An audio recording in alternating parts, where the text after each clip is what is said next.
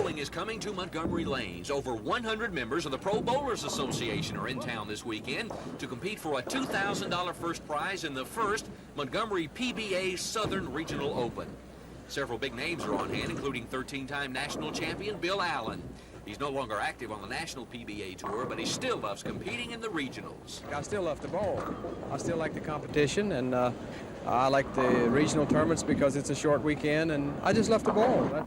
Other bowlers look at these events as their shot at the big tour. Well, what we look at it for is the young guys have got a place to come out and train a little bit and get ready to go bowl on the national tour. It's a good stepping stone. Competition will officially begin tomorrow morning at 8 with the qualifying rounds, and then Sunday morning at 8, the final 16 will go at it. The top 5 will battle it out in the TV finals Sunday afternoon at 3:30. There will be a small admission charge for the general public. Rick Pons, WSFA TV Sports at Montgomery Lanes. First half action, North Carolina in white. Sam Perkins working inside on Granville Waiters. Perkins with 15 points for the Tar Heels. For Ohio State, Tony Campbell will challenge Perkins. Campbell with the off-balance shot, he had 13. But North Carolina catches Ohio State sleeping right here as Matt Doherty scores easily. But Ohio State led 30-29 at the break. In the second half, Jimmy Braddock with the alley-oop pass to All-American Michael Jordan. Jordan with the slam. But the Buckeyes hung tough. Troy Taylor, who scored 10 points, gets the basket and the foul here to give Ohio State a 42-40 lead. That's when North Carolina began to pull away. Brad Doherty to Michael Jordan. The All-American drives down the middle for the score. North Carolina goes on to beat Ohio State 64-51. This is Scott Clark reporting for NBC News.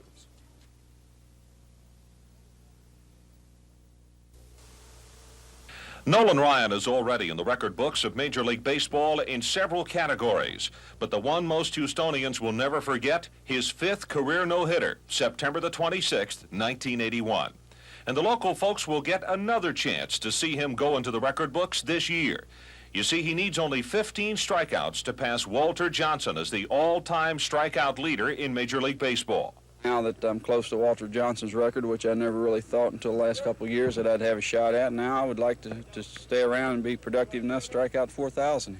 The modest Ryan either holds or shares 25 Major League records, but this one is really special. I never compared myself to having that kind of ability and never even consider possibly this happening to me, so it's been kind of like a fairy tale to me. Averaging 9.5 strikeouts per game, Ryan should set the mark in his second outing. That is, if he gets off to a good start. And with his hard work at camp this year, he'll be in the record books again very soon.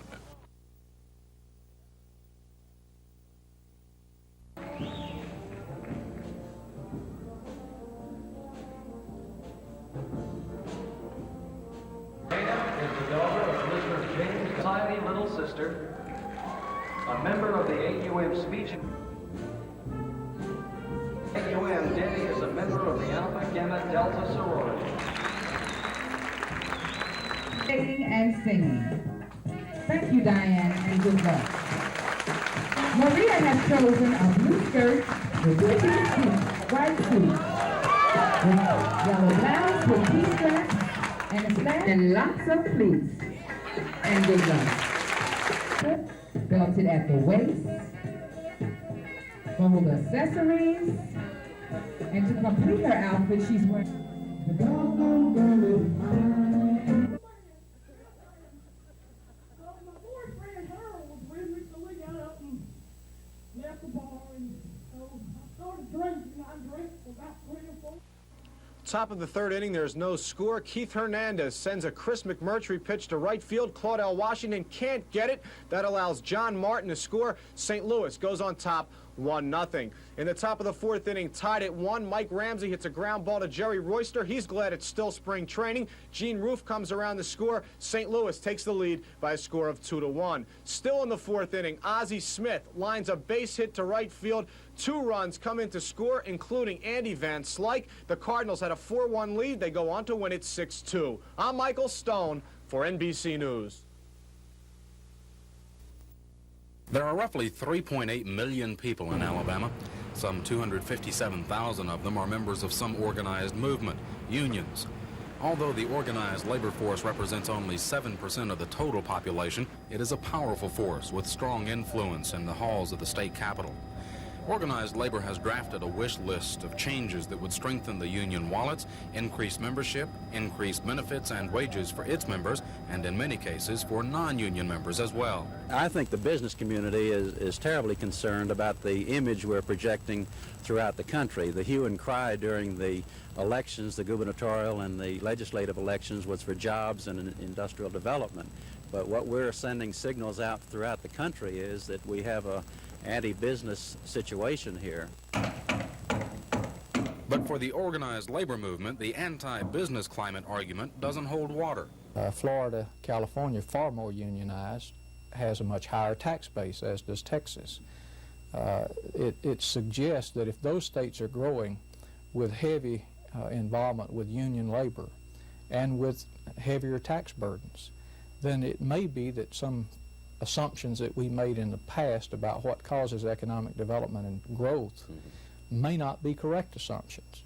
Alabama AFL-CIO Chief Barney Weeks agrees labor efforts are not anti-business, but for basic protections. We fought for the 40-hour week. Later on, most people started enjoying it, then it was put into law.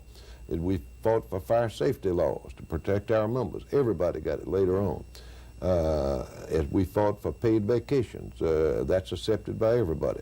So the fact that they take this position is not unique. They've taken that kind of position every gain we've tried to make. It's one of the oldest rivalries in industrialized history, employee versus employer. Here in Alabama, employee, or labor, is prepared to flex its muscle. Business knows it, and many managers are expressing concern that they may be outnumbered. Chris Grimshaw, WSFA TV News. Of all of the pieces of legislation that labor might propose, which is most dangerous in your view? Well, I think from a perception standpoint of outside of Alabama, probably the agency shop. Agency shop is an amendment to the state's right-to-work law. Alabama's right-to-work law is one of about 24 in the nation, which allows you to work in a unionized plant, industry, or office without having to join the union or pay any union dues. Agency shop doesn't force you to join the union, but it does require those non-union workers in an organized operation to pay fees equal to the union dues. The agency shop, I think, is fair, it's just, it's overdue. To Mr. Weeks, it's a democratic question. He says it's like having to live with an elected public official you don't support. He says you can't quit paying taxes because you don't support an administration. Mr. Weeks says federal law requires labor organizations to represent union and non-union workers in an organized plant when it bargains for privileges or working conditions. Whether they join the union or not, we have to give them the same representation. We have to spend our time, our effort, our money representing those people, and they get the same wages, hours, working conditions. If they are treated unjustly and we can't settle that grievance, we have to take it to arbitration, spend $1,000, $2,000, $3,000 on it. And we think that it's only just that they do pay for the service. That's all we're asking. What's wrong with everyone helping carry the load for the representation of a union? Some people that work in a plant may not want that union and may not agree with what the union's trying to do regarding wages, regarding work rules, or regarding their future. I think it's just a backdoor approach to repealing the right-to-work law, and basically it does that. And an agency shop bill spreads concern to Jamie Etheridge, the man who heads the state agency charged with attracting industry. And with industrial developers across the state, they tell us that one of the better tools that we've had that we get more compliments for in more industry as they look at us has been the right-to-work law. We are a right-to-work law state, and we feel like that it has been an asset to us. Mr. Etheridge says if that principal tool is repealed, it would make his job much tougher. Chris Grimshaw, WSFA TV News. With a few minor exceptions within the state dock system, the highway department, and mental health systems, the state's 28,000 state workers aren't organized other than through the State Employees Association. So far, State Employee Association Executive Director Paul Smith says the idea of unionizing doesn't appear to appeal to his group's members. We're going through a sort of an educational process in which we're trying to look at the pros and cons of collective bargaining and to trying to see, what are the advantages of it. But at this time, I think the advantages of our present system outweigh those of collective bargaining. The real effort to open the doors for possible unionization centers on teachers. Collective bargaining for public employees probably is one of the most serious threats to local control of schools of anything we've seen in Alabama in a number of years, Chris. Basically what we're talking about now is personnel policies locally. Things such as class size, things such as how do you go about selecting instructional materials and supplies. What about planning for duty-free lunch period? In a variety of ways, the process without question would lead to reduced local control of the schools. Even though they may say to the contrary, the fact that they feel threatened by a process that simply requires people to sit down and talk and reach some agreements, that suggests to me that there's a need for that, or they wouldn't feel threatened by it.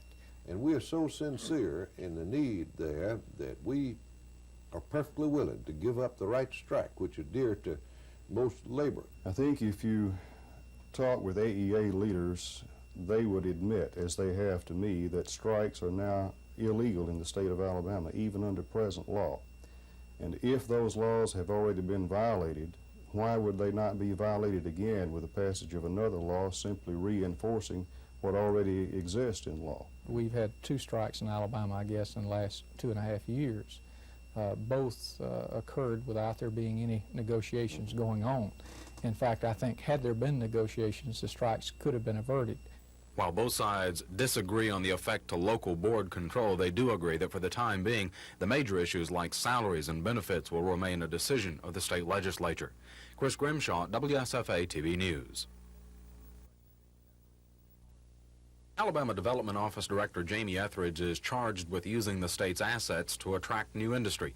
In doing so, he gets a feel for what industrialists fear about the Alabama labor climate. We have had more companies that have been concerned about the co-employee suit. We've had some companies that have made the statement that they were not going to expand another facility in Alabama. They were looking into other states because of the co-employee suit.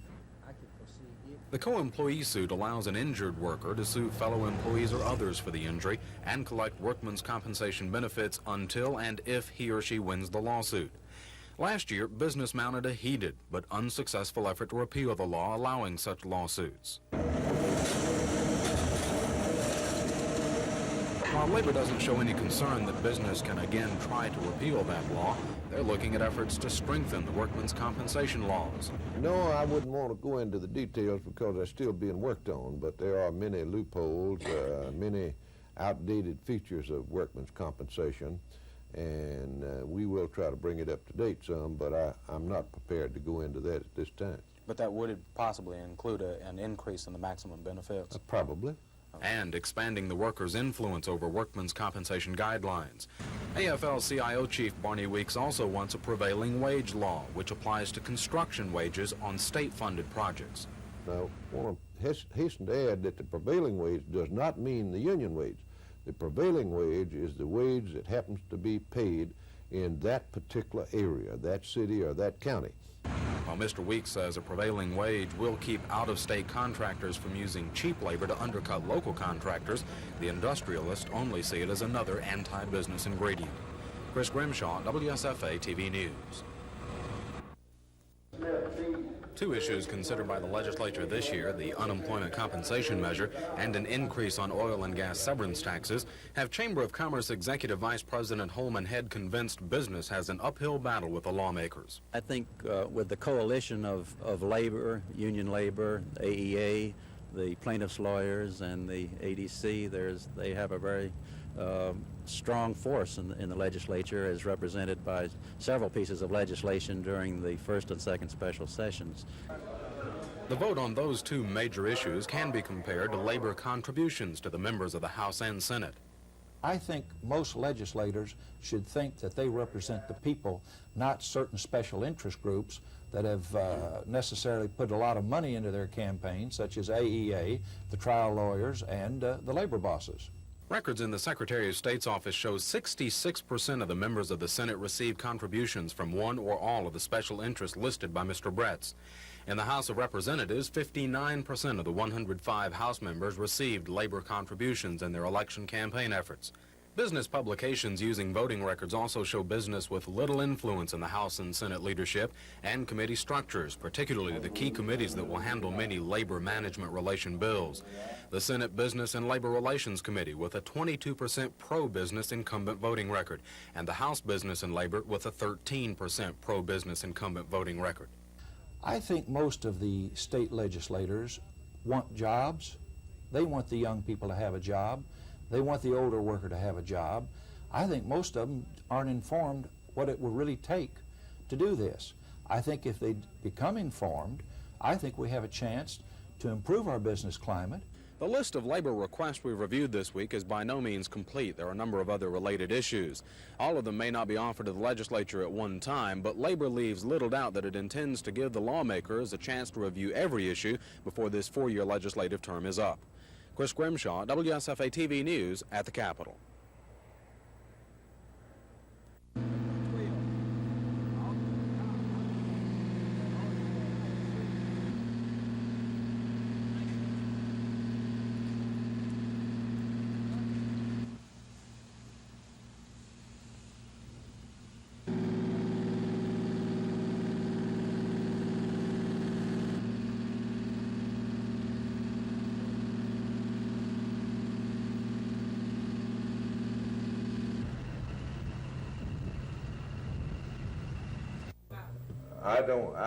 I don't support that at all, period. The AEA Congressional Contact Group wants to know where Congressman Dickinson stands on issues like tuition tax credits and impact aid. But what's more important to them is finding out what he can do to get more money into education.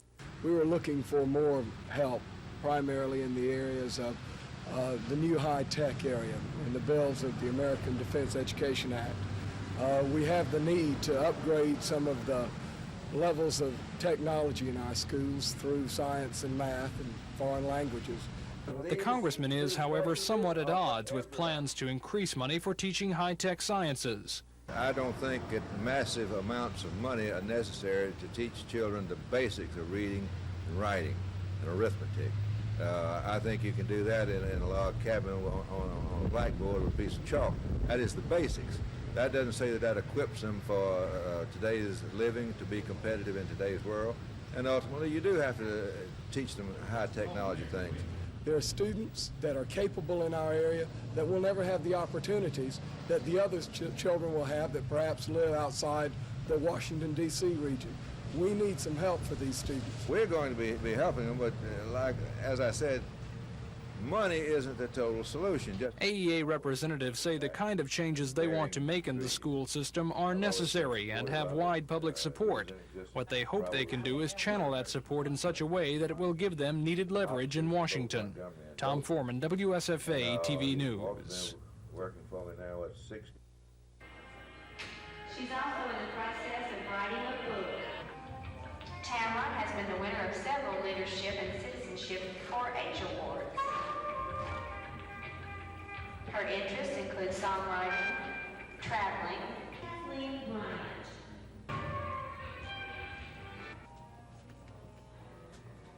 Tracy is the daughter of Mr. and Mrs. Marshall.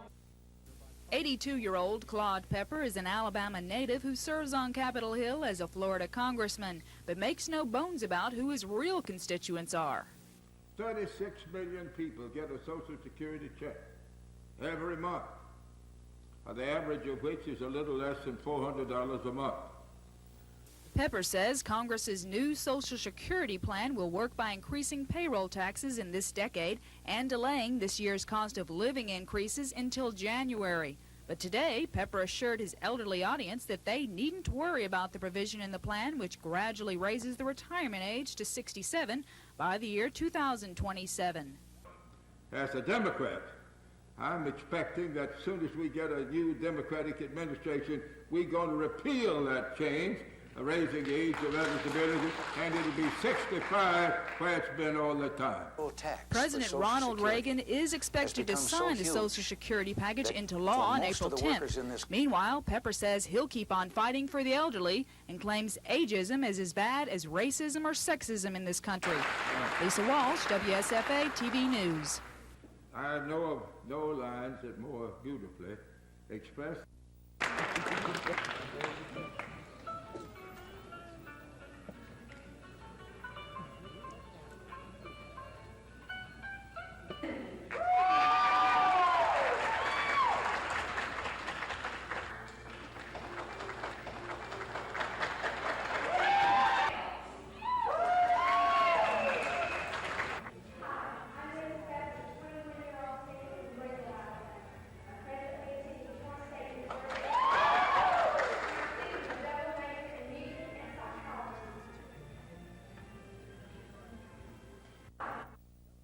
The entire state of Kentucky was on its ear for this one. Governor John Y. Brown and wife Phyllis George among those rooting for the red and the blue. And in the first half, it looked like the blue would roll in a blowout. Kentucky streaked to a 13-point lead. Charles Hurt's bank shot gave the Wildcats a 23-10 advantage. Louisville was very cold early and finally warmed up toward the end of the half. Charles Jones with a power play inside cut Kentucky's lead to 37-30 at intermission. The Wildcats ran it back to 11 early in the second half with Melvin Turpin's turnaround over Jones. Turpin paced the Cats with 18. But from there, a relentless pressure defense got the Cardinals right back in it. Time and again, Kentucky couldn't handle the pressure. Lancaster Gordon gets the steal here. Rodney McCray will tap in the miss. Suddenly, Louisville's within 3. And when Gordon hits this turnaround off the break, the Cardinals had their first lead at 50-49. Later in the half now, Gordon again hits a jumper off the break, and it looked like a Louisville win, 62-60 with only 8 seconds left. But Jim Master had other ideas. As the buzzer sounds, he cans this 12-foot jumper, 2 of his 16 points. It's on to overtime at 62 all. But in the OT, it was all Louisville. In a scoring blitz, they ran off 12 unanswered points. Milt Wagner had 10 in the OT. Here he gets 2 of his 18 on the game with the alley-oop slam. Lancaster Gordon added 7 more in overtime, 24 overall to pace Louisville. His jam here gets the point across. Louisville wins the dream match with Kentucky, 80-68 in overtime. And Denny Crum goes back to the Final Four for the 3rd time in the last 4 years. NC State made it to the Final Four with their 2nd straight win over Ralph Sampson and the Virginia Cavaliers. State jumped out to a quick 6-4 lead with this turnaround jumper by Thurl Bailey.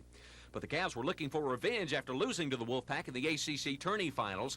Sampson showed what an all-around great player he is. First hitting this long jumper from the top of the key, he led Virginia with 23. Then he shows his unselfishness here with a nice assist to Kent Edlin for the stuff. Terry Holland's team quickly gained the momentum and led by as much as 10 points in the first half with good defensive plays like this one by Sampson. But in the second half, the Wolfpack wouldn't die. Derek Wittenberg hit 2 of his game-high 24 points on this 22-footer to tie the game at 43 all. Later, State would regain the lead on the final 2 points of the game on a pair of free throws by Lorenzo Charles with 23 seconds remaining. Virginia had a chance for the victory in the final 8 seconds, but a couple of shots at the basket just wouldn't fall. Jim Valvano's Wolfpack continued their Cinderella journey with a 63-62 win. Again, Ralph Sampson and Virginia denied a shot at a national championship.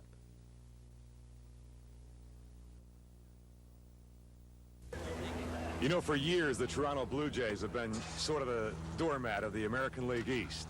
This year, things may change, and one of the reasons is Barry Bonnell. Barry Bonnell, playing for Toronto, really has gone unrecognized, even though he hits in the 290s. Ask Barry about it, and he'll say something he has no control over.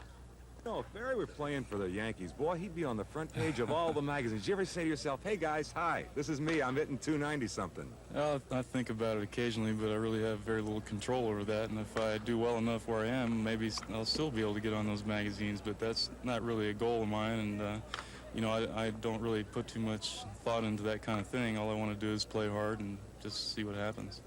Ask Barry Bonnell about wanting to play for another team, and the answer is a very, I like it in Toronto. Had a pretty good year last year. Played some real exciting baseball, and I think that is largely due to the attitude of the guys on the team. This is by far the best bunch of guys I ever played with. Everybody's real enthusiastic. Everybody wants to play, and everybody goes out and plays hard when they get the chance. With the Toronto Blue Jays, a team that people say are ready to move up and out of last place, I'm George Michael for NBC News. In the first semifinal, Martina Navratilova had no trouble with Sylvia Hanicka. Martina comes to net, and the drop shot, Navratilova wins the first set 6-1. Navratilova now serving for match point. Hanicka will return it, but Navratilova, the easy drop shot, she wins it 6-1, 6-1.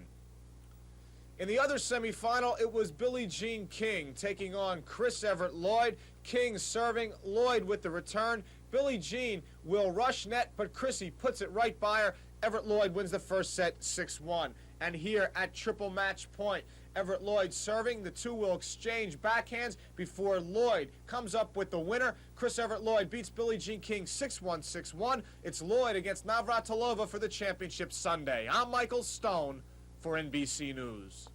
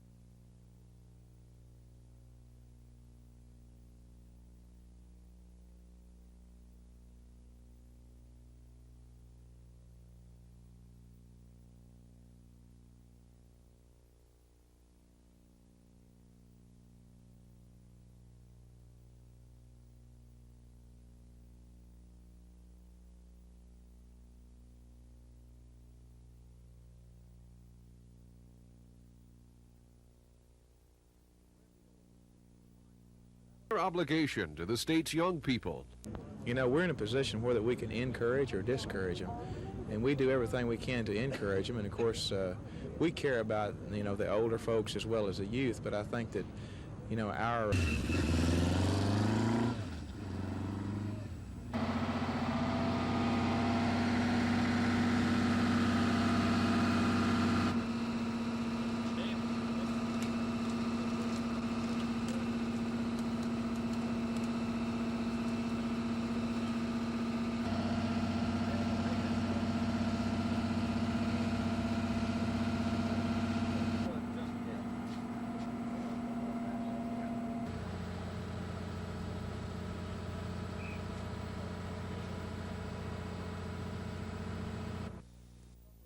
When Congress passed the jobs bill, it gave some relief to the nation's jobless workers. It also gave relief to the Federal Unemployment Trust Fund, on which 24 states, including Alabama, have been depending for unemployment benefits.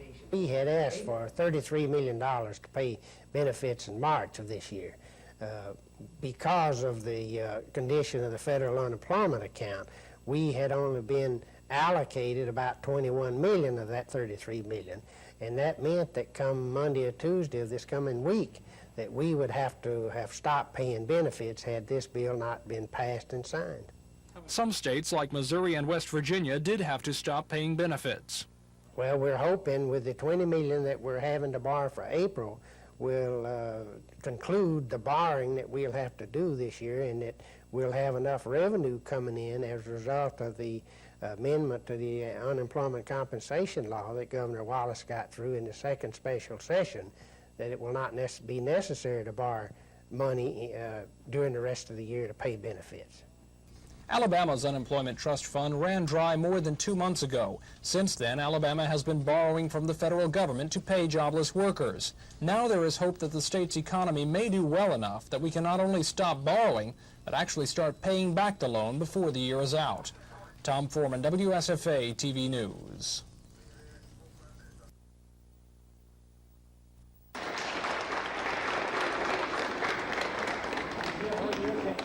Boys and girls, we are delighted to have you come and visit your capital.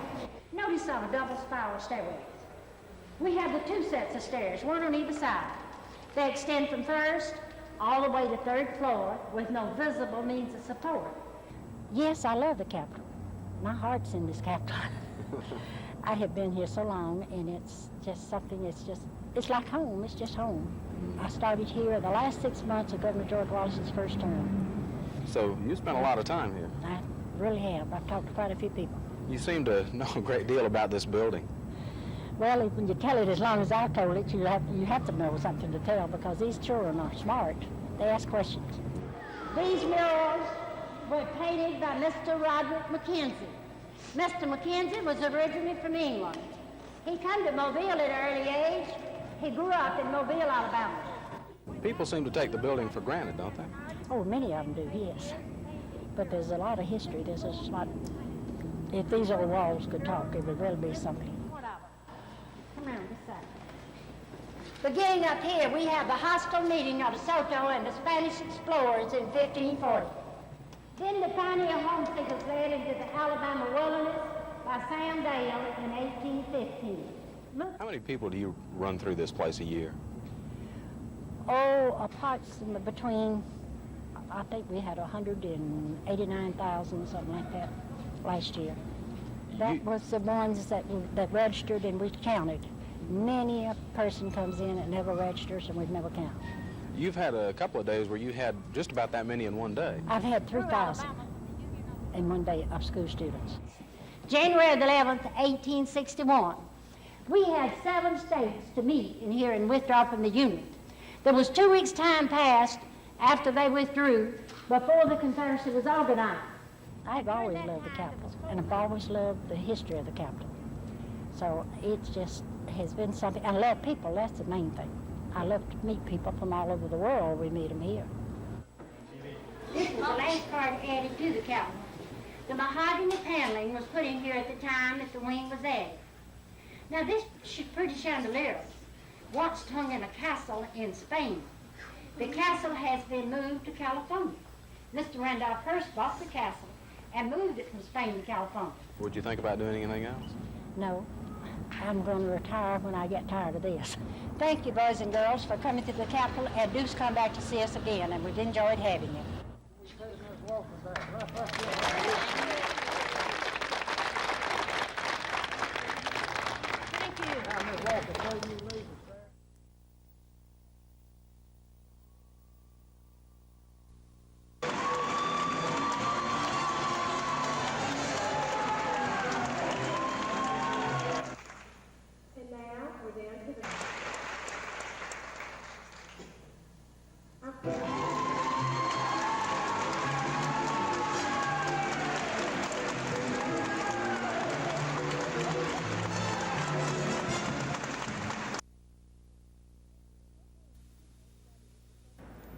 Hank Williams Sr. started his professional career at the age of 14, singing here at the Old Empire Theater in Montgomery.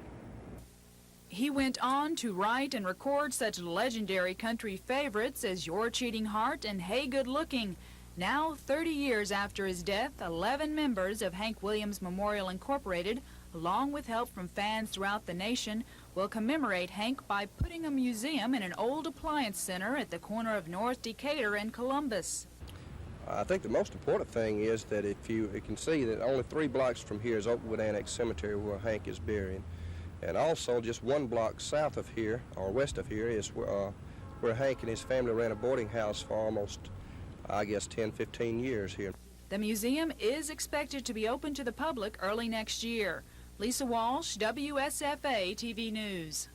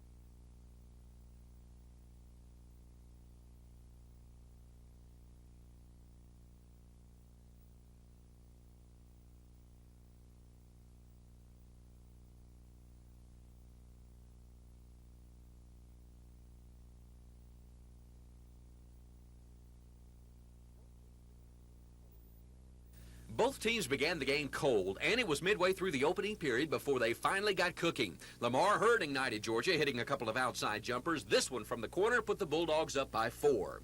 Michael Jordan seemed to single-handedly keep North Carolina in it. He'll pop one here from the outside. Jordan poured in 26 to lead all scorers. The All-American shows his stuff here with a beautiful alley-oop slam that tied the game for the last time at 29 all. Georgia took a 2-point halftime lead and then used the fast break and offensive rebounding to blow it open in the second half. Here's an example of the great board work as Hurd gets the follow-up. And here's the transition game Georgia runs so well. Richard Corrin with the reject on defense. Gerald Crosby will get the layup on the other end. That bucket gave the Dogs a 13-point lead. James Banks paced the Georgia scoring effort with 20. Here he gets 2 on another offensive rebound following his own miss. Dean Smith's defending national champions never recovered, losing at 82-77. Hugh Durham will take the Cinderella Dogs to the Final Four in their first trip ever to the NCAA tournament. Georgia will now face North Carolina State in the semifinals Saturday in Albuquerque. We get the highlights of Houston-Villanova from NBC.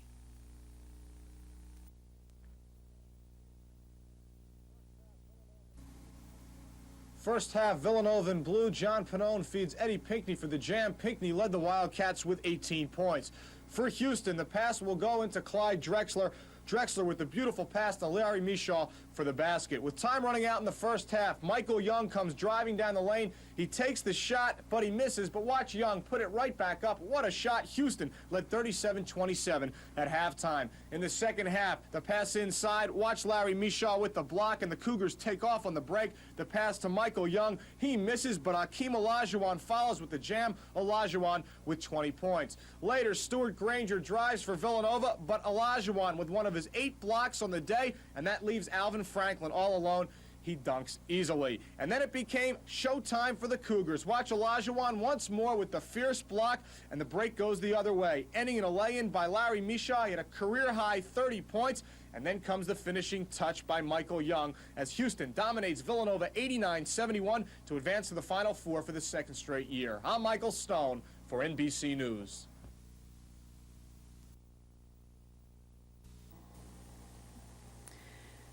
Ginny Reed says she wanted to accomplish many things in her life. Her list began with making and tending a garden, being a grandmother, and making one good sculpture.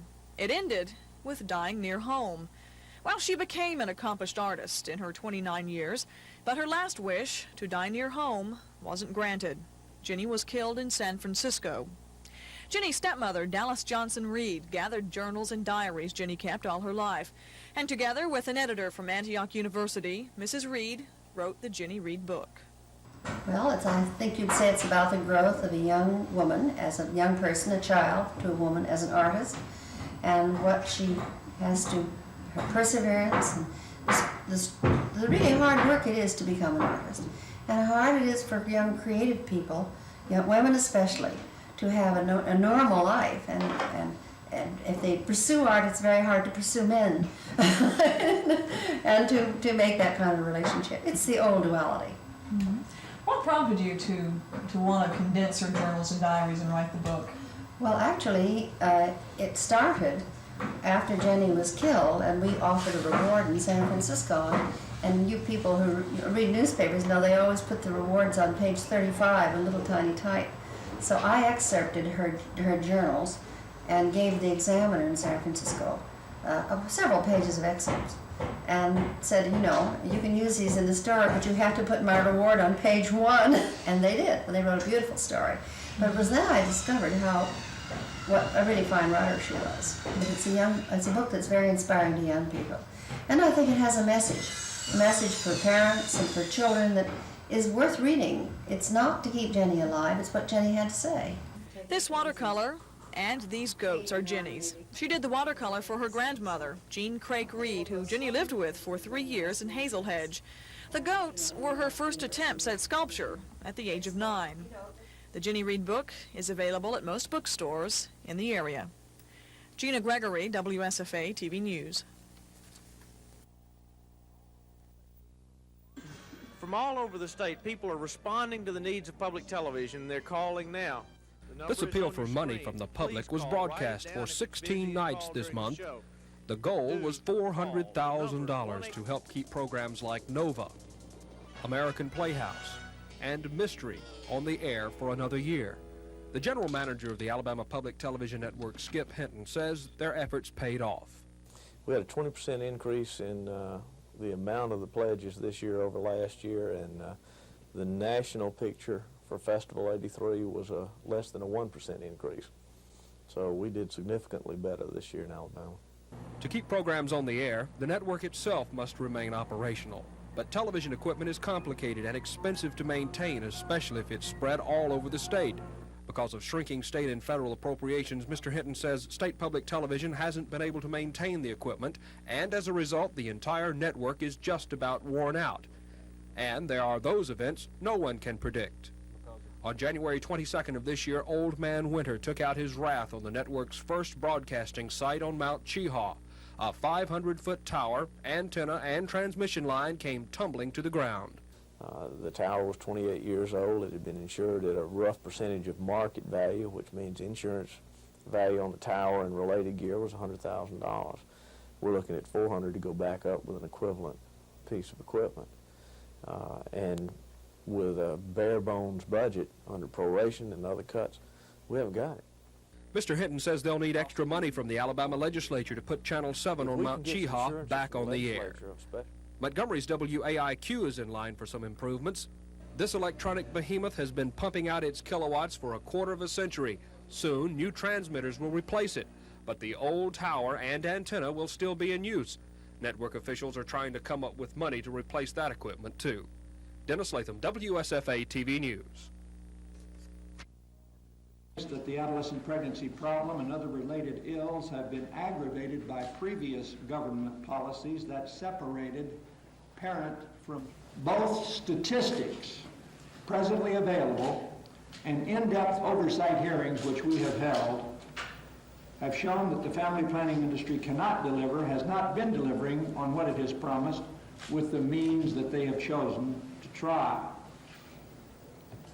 We'd like to make it clear that with our different means, the product we want to produce is not intrusion, constraint, but happiness for the adolescents now, in their later life, for the children they might bear, for their parents, and we want to promote the general welfare as from our governmental perspective.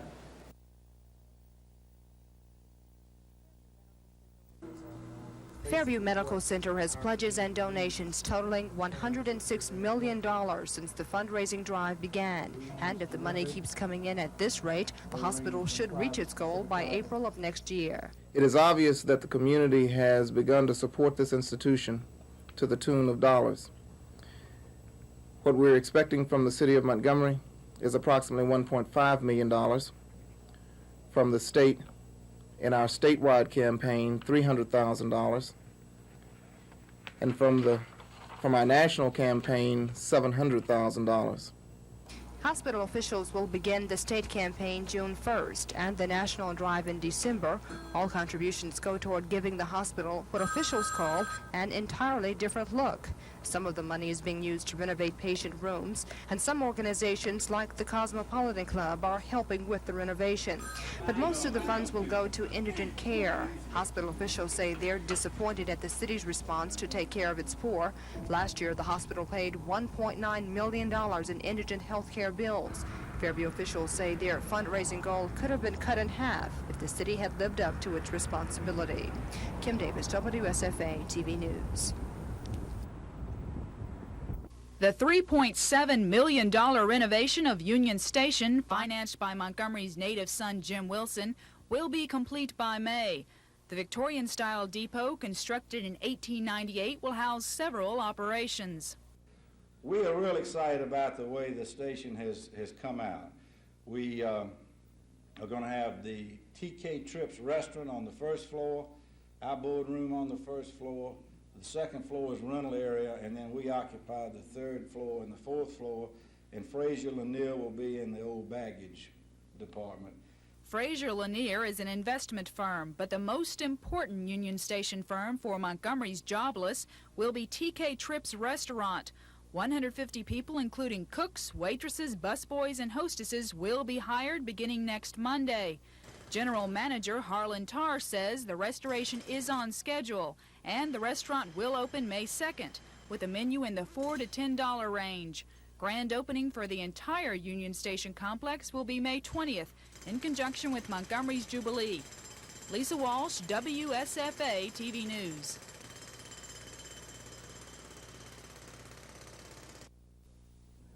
Can you imagine yourself being lost for 14 hours in these woods in a driving rainstorm and howling winds? Well, that's a situation that 3-year-old Tamika Petway found herself in Saturday.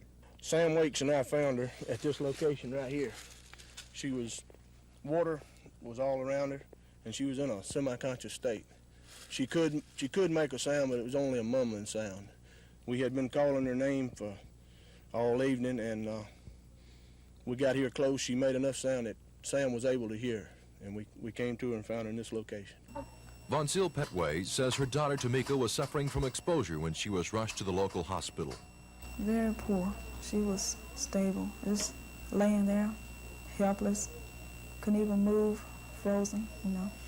The co-owner of the Georgiana Chevron station, J.T. Bush, was one of about 150 people who took part in the search. He says he was just doing what he could to help out, just like the rest of the town. They sure fall out and help. As they was calling from McKenzie, wanted to know if it needed a bunch from down there to come on that window, Jane. Right. Oh, they were so great. I mean, you know, so much help. I just didn't know what to say. It was great, you know. I didn't know that the people really cared that much, but they really showed, you know, a whole bunch of interest and help. And I just don't even know how to, you know, show them my appreciation. I just want them to know that I thank every one of them for helping me. Doctors say Tamika should be released from the hospital within a couple of days. She has something in common with the man that found her, Sam Waits. He too is in bed, resting and recuperating from the flu. Don Phelps, WSFA TV News, Georgiana. We're left at one court, either this court or a higher court, order him to do so. And we're just simply trying to get the whole ball of wax up there at one time. Now, we've also do so because entitled to a fee because we will be considered by this court, and there's a just reason for that. Because when we win that appeal in the Supreme Court of Alabama, it would be highly impure and inconsistent if this court started trying to enter in. At the end of a criminal conviction, jury returns conviction. They will have no civil liability for salary. Don't deny that we filed a declaratory judgment action. I don't think I cited a particular section, but taxpayer suits, if you'll look back at the ones John Baker filed, were always not only declaratory but injunctive as well, and he filed several. And we did have a statement we would like to make, but you had to try to answer any questions. Very similar to the action that was proposed by this motion. Voted to accept option number 1 on this commission. In here on the floor? The commission, that members of the commission have not received. That we just received. Yeah, but this On mechanical contractors in Georgia went on this same trip. When he left here on the... I already know who I'm going to use, and I already have it. All opposed? Abstention, no abstention. 2 abstentions. Do all of our work outside of Montgomery and maybe tell the How many golfers do we have in the audience here? Union Station's original cost was right at $216,000. We spent $3.7 million restoring Union Station. So that gives you a little idea of what it costs to do things.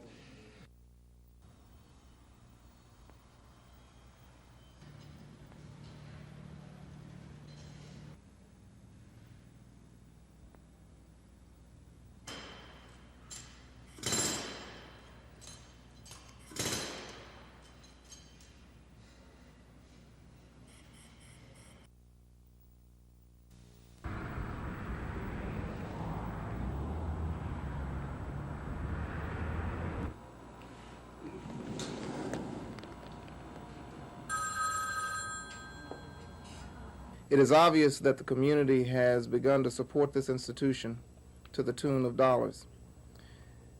What we're expecting from the city of Montgomery is approximately $1.5 million, from the state In our statewide campaign, $300,000. And from our national campaign, $700,000. What our community needs.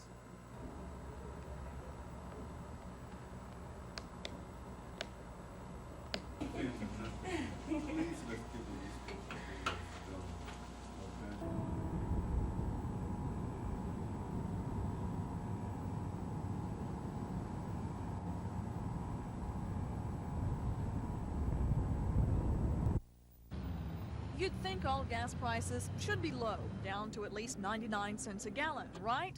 Wrong. When OPEC lowered its price for a barrel of oil by $5, that wasn't really a big discount. In fact, that price is what oil was selling for on the spot market already. And in the meantime, oil companies were losing money. Now they'll have to do something about it. I think the oil industry will have nothing else to do but to make a U-turn and try to recover some of that lost money, or else the industry will be in trouble. Okay, so prices aren't going down to pre-1975 levels, but they should all be about the same, right? Wrong again. Just look around in the Montgomery area. You can find a price difference of 38 cents from one station to the next. Why? Well, dealers have a lot of reasons. Some station managers at larger chains say they charge more because of the quality of their product and because of their service. But then again, you can also see a lot of the exact same prices in town. The pump reads $1.05 a gallon, and that's not a bad price for gasoline these days, even though it has been lower at 99 cents. The funny thing is, though, when this independent sells his gasoline for $1.05 a gallon, the guy across the street does the same thing, and there's only one word for that: competition. And it's really being felt here. Gas is selling for $1.01 a gallon at both of these stations, and folks are lined up at the pumps. Independents say they'll sell at a loss just to stay competitive. Some tips before you pump. Make sure you know what you're getting. The cheap gas signs may lure you in, only to find that the unleaded or premium gas you need is selling for a lot more than the self-serve regular. And what's more, most retailers set their own prices. That's why you may see a station off the interstate selling for a lot more or less than in town. Gina Gregory, WSFA TV News.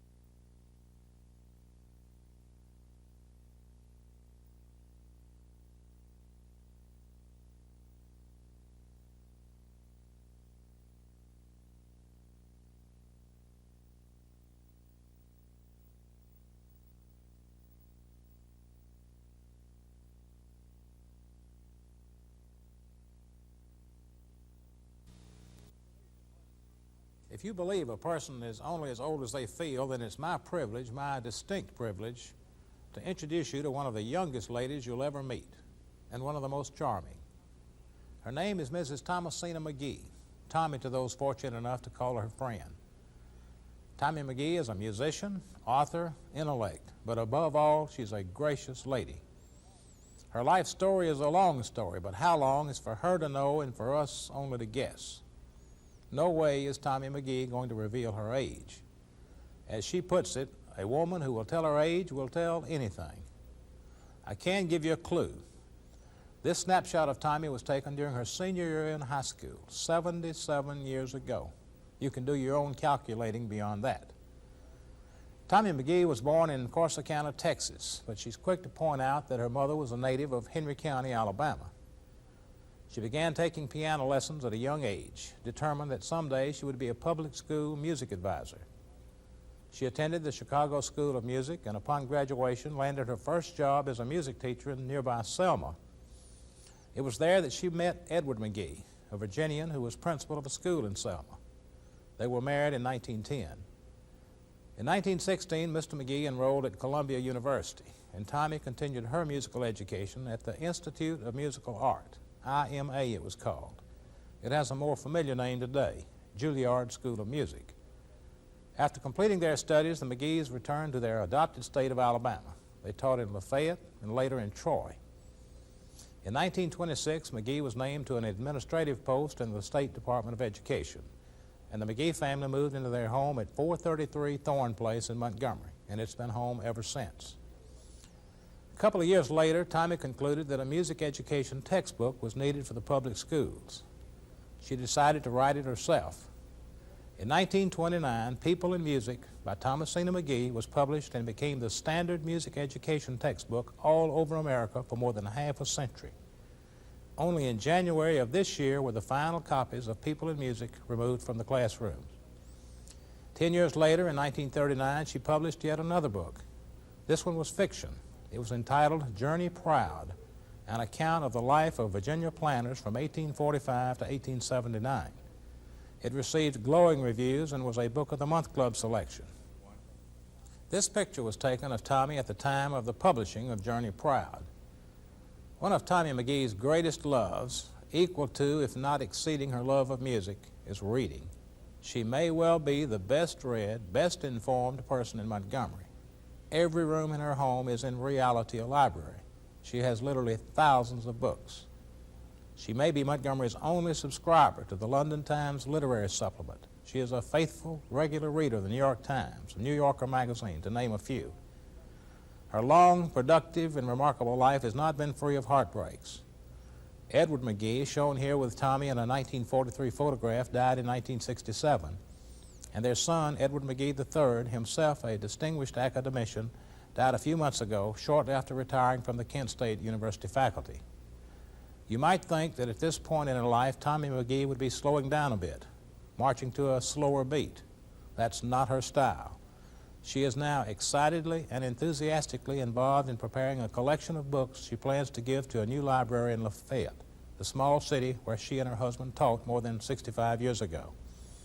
Tommy McGee, what a delight she is and what an inspiration. She's a very interesting person.